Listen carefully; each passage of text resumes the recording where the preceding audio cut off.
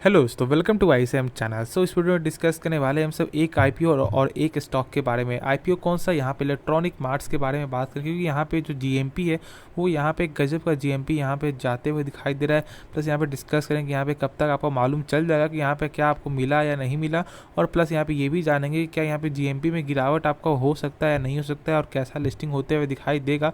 तो सब कुछ यहाँ पे डिस्कस करेंगे। फिर बात करेंगे टाटा स्टील के बारे में, क्योंकि टाटा स्टील में यहाँ पे ब्रोकर का एक बड़ा बयान निकल के आ रहा है जो यहाँ पे जानना जरूरी है। ठीक है, तो इम्पैक्ट पड़ते हुए शायद आपको यहाँ पे दिखाई दे सकता है। तो यार इस वीडियो को पूरा अंत तक देखो, और हाँ उससे पहले जरूर इस चैनल को सब्सक्राइब कर सकते हो, बेल आइकन को जरूर से ऑल पे दबा दें, जिससे सारे वीडियो के जो नोटिफिकेशन है वो सबसे पहले मिल जाए। तो डिस्कस करेंगे सबसे पहले यहाँ पे इलेक्ट्रॉनिक मार्ट्स इंडिया के बारे में। देखो आप जानते हो कि ये जो आईपीओ यहाँ पे जो 4 तारीख से लेकर 7 तारीख तक यहाँ पे आते हुए दिखाई दिया था, और लगभग यहाँ पे जो शेयर का जो लॉट है लगभग 254 शेयर का यहाँ पे एक लॉट दिखाई दे रहा है, क्योंकि प्राइस बैंड है वो लगभग 56 से लेकर 59 का ही आपको देखने को आपको मिल रहा है। ठीक है, तो यहाँ पे यदि देखोगे तो लगभग जो कट ऑफ है वो लगभग यहाँ पे निकल के आता है 59 का।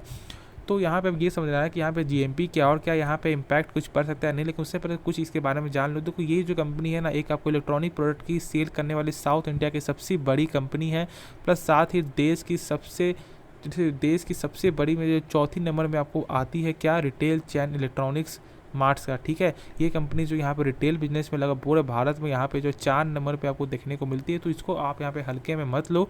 और ये कंपनी जानती हो कि 500 करोड़ रुपये के लिए यहाँ पे आपको आईपीओ यहाँ पे ला रही है। देखो यहाँ पे कंपनी का मेन दावा क्या है कि यहाँ पे दावा क्या, यहाँ पे ऐसा कंपनी का यहाँ पे ऐसा रूल क्या जो निकल के आता है।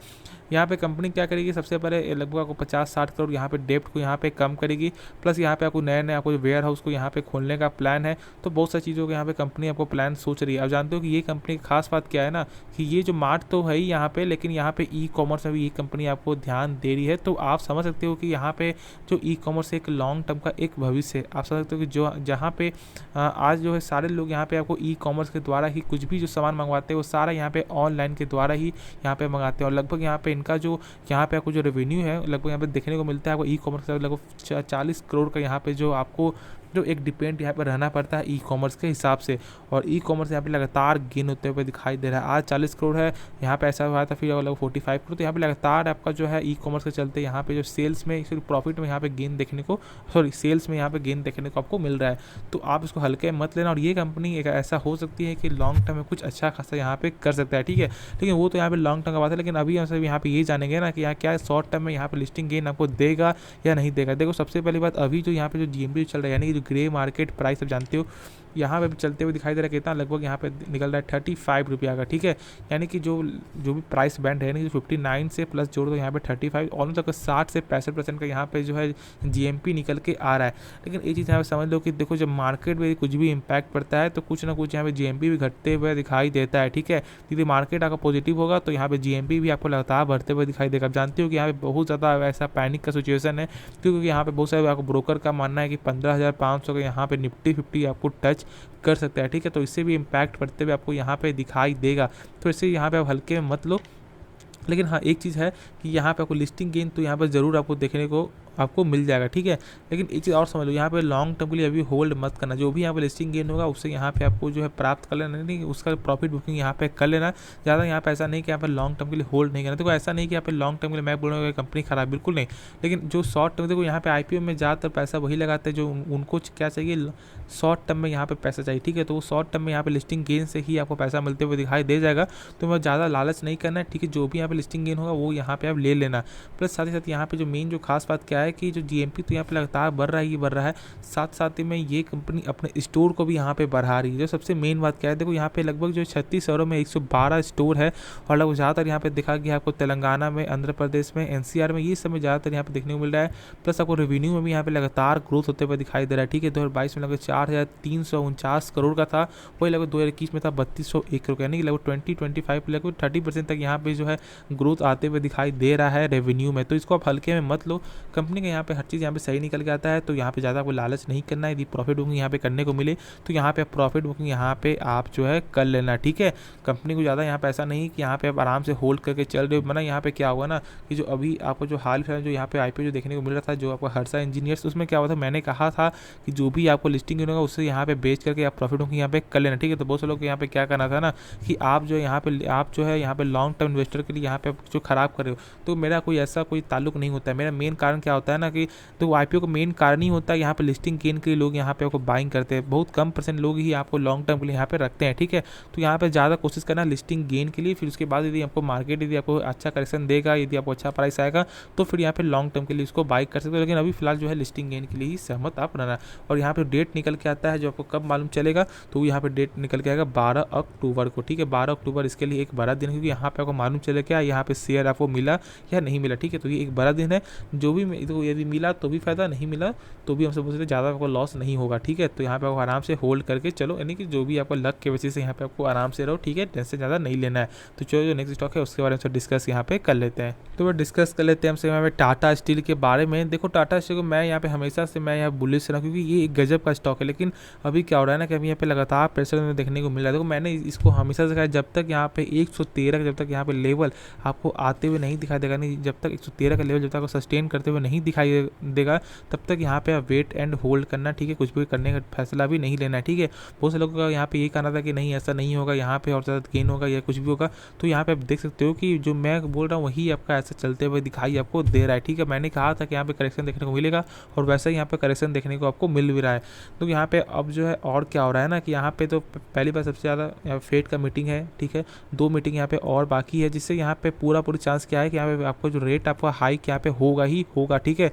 पूरा से गारंटी नहीं, लेकिन यहाँ पे पॉसिबिलिटीज़ पूरा है कि लगभग नहीं तो 0.5% देखो, नहीं तो यहाँ पे 0.75%। तो इसलिए यहाँ पे आपको क्या करना है, आपको आराम से होल्ड करके चलो, ठीक है। तो मेरे हिसाब से क्या है ना कि जब इसका प्राइस जब लगभग यहाँ पे 98 या 95 आएगा ना, तो एक गजब का यहाँ पे एक अच्छा मौका, यहाँ पे बाइंग का मौका आएगा, निकल के आएगा। देखो लोग यहाँ पे समझते नहीं है, जब कोई जब शेयर गिरता है ना, यदि उस कंपनी में यदि कुछ खराबी है तो फिर बात अलग है, क्योंकि वहाँ पे कंपनी का फंडामेंटल यहाँ पे कुछ ना कुछ खराबी हो रहा है, इसकी वजह से वहाँ गिरावट हो रहा है। लेकिन जब कंपनी फंडामेंटल स्ट्रॉन्ग है, जब इसका सारा चीज़ यहाँ पे सही है, जब मार्केट के इम्पैक्ट से गिर रहा है, तो यहाँ पे आपको मौका बन रहा है, ठीक है। यहाँ पे मौका को समझो, यहाँ पे आप मौका से डरो मत, यहाँ पे मौका को समझो, बना जी ये मौका यदि चला गया ना तो फिर यहाँ पे आप तरस जाओगे और ऐसा बार बार बोलोगे कि यार काश मैं यहाँ पे बाइक कर लेता, काश यहाँ पे मैं बाइक कर लेता। तो ऐसा भी होता है सिचुएशन, ठीक है। देखो जब मार्केट में जब प्रेशर जब यानी कि जो कोई एक पार्टिकुलर स्टॉक में जो कोई आपका प्रेशर जो आपको रहता है ना, तो फिर एक बात अलग है। लेकिन जब यहाँ पे पूरे जब मार्केट में जब प्रेशर है तो फिर यहाँ पे डरना ही नहीं है, क्योंकि यहाँ पे सारे स्टॉक में वैसा ही आपको प्रेशर देखने को मिलेगा। जैसे यहाँ पे सारे मेटल सेक्टर में ऐसा ही प्रेशर आपको निकल के आ रहा है, प्लस सारे आपको जो पावर सेक्टर में ऐसे ही आपको प्रेशर निकल के आ रहा है, ठीक है।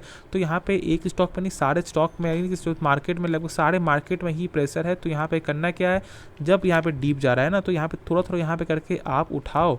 ऐसा नहीं कि यहाँ पे आपको क्या करना है कि बस यहाँ पे छोड़ दो, यार आपको मुझे यहाँ पे बाई नहीं करना है ना कुछ करना है, बस आराम से छोड़ दो, ऐसा भी नहीं है।